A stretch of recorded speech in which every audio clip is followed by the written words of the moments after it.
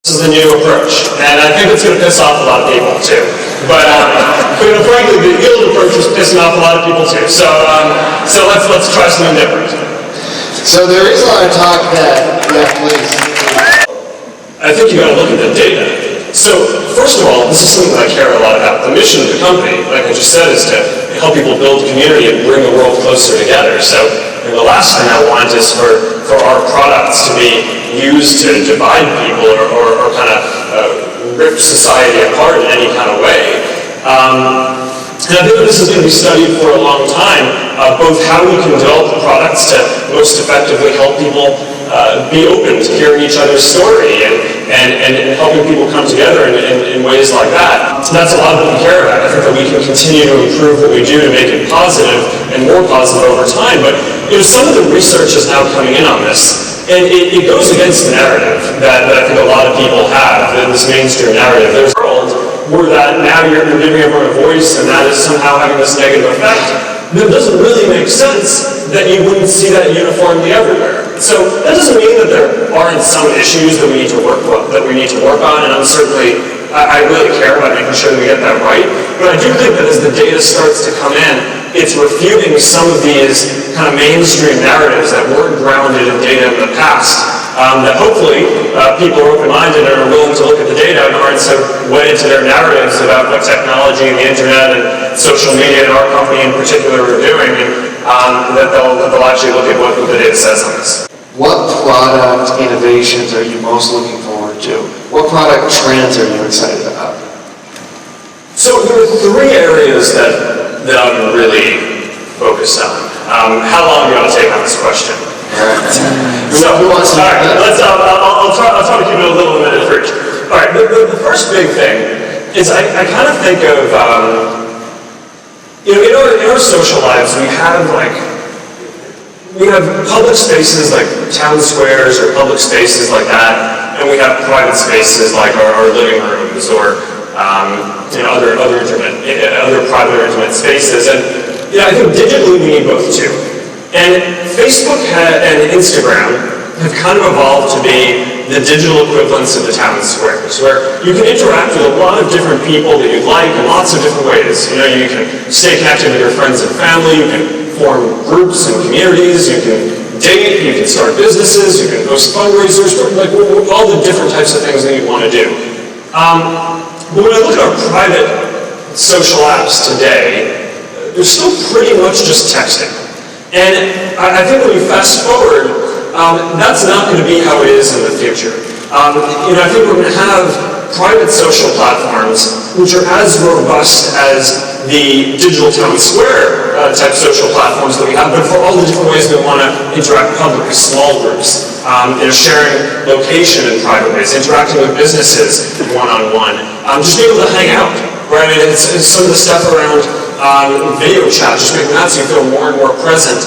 I think that this push towards delivering through technology this sense of intimacy is, I think, going to be an increasingly important trend over the next 5 to 10 years. And one way that I think about this is that one of the first superpowers that the internet gave us was the ability to connect with anyone around the world.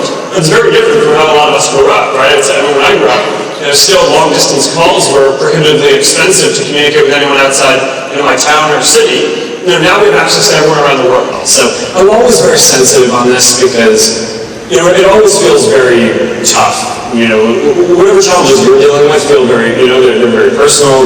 You feel that very acutely, and other people's challenges, it's easy to abstract away. So I always think you need to be careful about kind of judging the position that you're in compared to others. Most of my mistakes early on in building the company were about not being clear enough internally about what we were trying to do. You were probably expecting, maybe not even an answer to the question, but feels sort of relevant. Yeah, it's incredible. You're religious. I love it. What can you teach us about creating mission and values for a company? You've talked a lot about that already, but how do you actually create a mission? How do you actually create values for a company that means something?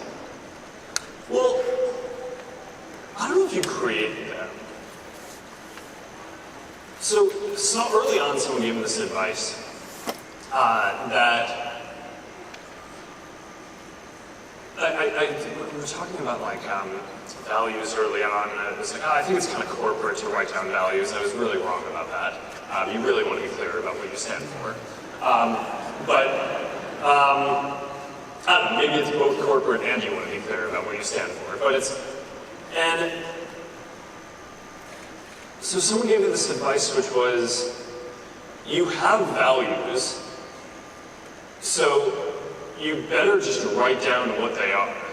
Because if you write down, like I think companies write down sometimes what they want their values to be, and then it's dissonant with what you actually believe and how you actually operate. And part of building a company is trying to communicate to a group of people, both internally and outside the company, what, how you're going to operate. So I kind of think what you need to do is just write down and encode and try to encode that and capture that. And you need to be honest about it, right? And it's not like, it shouldn't be some crap about how you wish you were, some platitudes. It should actually be how you operate. We always, I do a Q&A with all employees every week, where not only will I answer pretty much any question that anyone has, but we go out of our way to get the hardest questions. We build up new processes over time as the company has scaled, so that way,